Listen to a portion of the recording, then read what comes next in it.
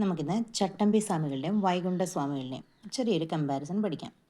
ചട്ടമ്പി സ്വാമികൾ 1853 ഓഗസ്റ്റ് 25 കൊല്ലൂർ കണ്ണമ്മൂലയിലാണ്, തിരുവനന്തപുരത്തുള്ള കൊല്ലൂരെ കണ്ണമ്മൂലയിലാണ് ജനിച്ചത്.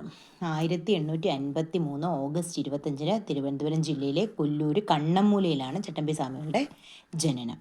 ചട്ടമ്പി സ്വാമികളുടെ ഗുരുക്കന്മാരുടെ പേരാണ് പേട്ടയിൽ രാമൻപിള്ള ആശാൻ. ഇത് ആദ്യകാല ഗുരുവായിരുന്നു. പേട്ടയിൽ രാമൻപിള്ള ആശാൻ എന്ന് പറയുന്നത് ചട്ടമ്പി സ്വാമികളുടെ ആദ്യകാല ഗുരുവായിരുന്നു.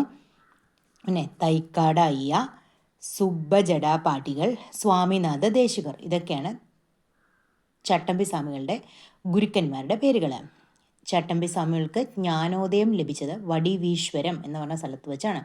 ജ്ഞാനോദയം ലഭിച്ചത് വടിവീശ്വരം എന്ന് പറഞ്ഞ സ്ഥലത്താണ്. ചട്ടമ്പി സ്വാമികൾ അറിയപ്പെടുന്ന പേരുകൾ, അദ്ദേഹത്തിൻ്റെ വിശേഷണങ്ങളാണ് സർവവിദ്യാധിരാജ, ഷൺമുഖദാസൻ.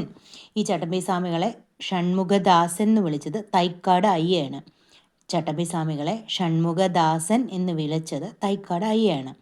പിന്നെ അദ്ദേഹം അറിയപ്പെടുന്ന പേരുകളാണ് ശ്രീ ഭട്ടാരകൻ, ശ്രീ ബാലഭട്ടാരകൻ, കാഷായം ധരിക്കാത്ത സന്യാസി, സദ്ഗുരു, പരിപൂർണ കലാനിധി, സർവജ്ഞനായ ഋഷി. ഈ സദ്ഗുരു, പരിപൂർണ കലാനിധി, സർവജ്ഞനായ ഋഷി എന്നൊക്കെ വിളിച്ചത് ശ്രീനാരായണ ഗുരുവാണ്. ചട്ടമ്പി സ്വാമികളെ സദ്ഗുരു, പരിപൂർണ കലാനിധി, സർവജ്ഞനായ ഋഷി എന്നൊക്കെ വിളിച്ച ആളുടെ പേരാണ് ശ്രീനാരായണ ഗുരു. അദ്ദേഹം അതുപോലെ അറിയപ്പെടുന്നു കാവിയും കമണ്ഡലവും ഇല്ലാത്ത സന്യാസി എന്നും അറിയപ്പെടുന്നത് ചട്ടമ്പി സ്വാമികളാണ്. ചട്ടമ്പി സ്വാമികൾ 1924 മെയ് 5 സമാധിയായത്.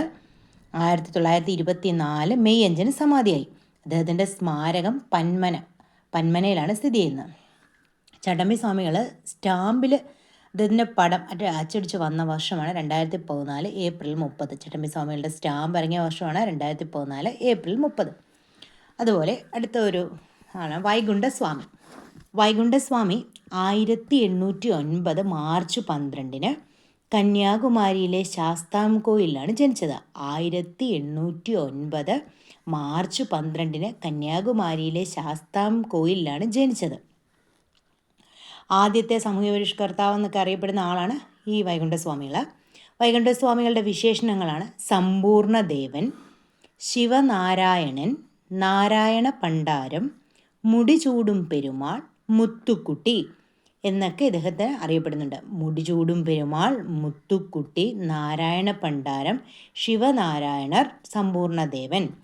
ഈ മുടിചൂടും പെരുമാൾ എന്നുള്ളത് അദ്ദേഹത്തിൻ്റെ പേരായിട്ട് അദ്ദേഹം ഇട്ടതാണ്. പക്ഷേ ഈ സവർണജാതിക്കാരുടെയൊക്കെ ഒരു എതിർപ്പ് മൂലം അദ്ദേഹം അത് മാറ്റി മുത്തുക്കുട്ടി എന്നാക്കി. അപ്പോൾ ഇതെല്ലാം അദ്ദേഹത്തിൻ്റെ വൈകുണ്ഠസ്വാമികളുടെ വിശേഷണങ്ങളാണ്. വൈകുണ്ഠസ്വാമികൾക്ക് ജ്ഞാനോദയം ലഭിച്ചത് തിരുച്ചെന്തൂർ എന്ന് പറഞ്ഞ സ്ഥലത്താണ്. തിരുച്ചെന്തൂർ എന്ന് പറഞ്ഞ സ്ഥലത്താണ് വൈകുണ്ഠസ്വാമികൾക്ക് ജ്ഞാനോദയം ലഭിച്ചത്.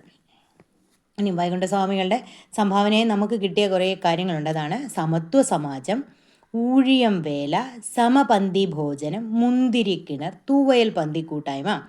സമത്വ സമാജം സ്ഥാപിച്ച വൈകുണ്ഠസ്വാമിയാണ്. ഊഴിയം വേല എന്ന് പറഞ്ഞ പ്രസ്ഥാനം തുടങ്ങിയത് അത് തുടങ്ങിയതാണ് വൈകുണ്ഠസ്വാമിയാണ്. അതുപോലെ തന്നെ സമപന്തി ഭോജനം, എല്ലാ ആൾക്കാരും ഒരുമിച്ചിരുന്ന് ഭക്ഷണം കഴിക്കുന്ന സമപന്തി ഭോജനം നടത്തിയത് വൈകുണ്ഠസ്വാമിയാണ്. മുന്തിരിക്കിണർ എന്ന് വെച്ചാൽ എല്ലാ ജാതിക്കാർക്കും വെള്ളം കോരാൻ വേണ്ടിയിട്ട് പൊതുക്കിണർ, അതിനെയാണ് നമ്മൾ മുന്തിരിക്കിണർ, അങ്ങനെ ഒരു തുടങ്ങിയതും വൈകുണ്ഠസ്വാമിയാണ്. തൂവയൽ പന്തി കൂട്ടായ്മ തുടങ്ങിയതും ആരാണ്? വൈകുണ്ഠസ്വാമിയാണ്. ഇനി വൈകുണ്ഠസ്വാമിയുടെ മരണം 1851 ജൂൺ 3 വൈകുണ്ഠസ്വാമിയുടെ മരണം 1851 ജൂൺ 3. അപ്പോൾ നമുക്കൊരു ചെറിയ കമ്പാരിസൺ പോലെ വൈകുണ്ഠസ്വാമിയും ചട്ടമ്പി സ്വാമിയും നോക്കിക്കഴിഞ്ഞാൽ വൈകുണ്ഠസ്വാമി ജനിച്ചത് 1809 മാർച്ച് 12. ചട്ടമ്പി സ്വാമിയാണ് 1853 ഓഗസ്റ്റ് 25. ഈ ഓഗസ്റ്റ് 25 ജീവകാരുണ്യ ദിനമായിട്ട് ആചരിക്കുന്നുണ്ട് കേട്ടോ. ഓഗസ്റ്റ് 25 ജീവകാരുണ്യ ദിനമായിട്ട് ഇപ്പോൾ നമ്മൾ ആചരിക്കുന്നുണ്ട്. അപ്പോൾ രണ്ടുപേരുടെ ഒരു കമ്പാരിസനാണ്. വൈകുണ്ഠസ്വാമി 1809 മാർച്ച് 12, ചട്ടമ്പി സ്വാമി 1853 ഓഗസ്റ്റ് 25. വൈകുണ്ഠസ്വാമി ജനിച്ചത് കന്യാകുമാരിയിലെ ശാസ്താംകോയിലിൽ, ചട്ടമ്പി സ്വാമി ജനിച്ചത് കൊല്ലൂർ കണ്ണമ്മൂലയിൽ, തിരുവനന്തപുരത്തുള്ള. പിന്നെ ജ്ഞാനോദയം ലഭിച്ചത് വൈകുണ്ഠസ്വാമിക്ക് ജ്ഞാനോദയം ലഭിച്ചത് തിരുച്ചെന്തൂറാണ്. ചട്ടമ്പി സ്വാമികൾക്ക് ജ്ഞാനോദയം ലഭിച്ചത് വടിവീശ്വരത്ത് വെച്ചാണ്. വിശേഷണങ്ങൾ വൈകുണ്ഠസ്വാമി അറിയപ്പെടുന്ന പേരുകൾ സമ്പൂർണ്ണദേവൻ, ശിവനാരായണർ, നാരായണ പണ്ടാരം, മുടിചൂടും പെരുമാൾ അല്ലെങ്കിൽ മുത്തുക്കുട്ടി, ഇതൊക്കെയാണ്. ചട്ടമ്പി സ്വാമികളെ അറിയപ്പെടുന്നത് സർവവിദ്യാധിരാജ, ഷൺമുഖദാസൻ, ശ്രീഭട്ടാരകൻ, ശ്രീ ബാലഭട്ടാരകൻ, കാഷായം ധരിക്കാത്ത സന്യാസി, സദ്ഗുരു, പരിപൂർണ കലാനിധി, സർവജ്ഞനായ ഋഷി, കാവ്യവും കമണ്ഡലുമില്ലാത്ത സന്യാസി. മരണം വൈകുണ്ഠസ്വാമിയുടെ 1851 ജൂൺ 3 ചട്ടമ്പി സ്വാമികളുടേത് 1924 മെയ് 5. ഓക്കെ.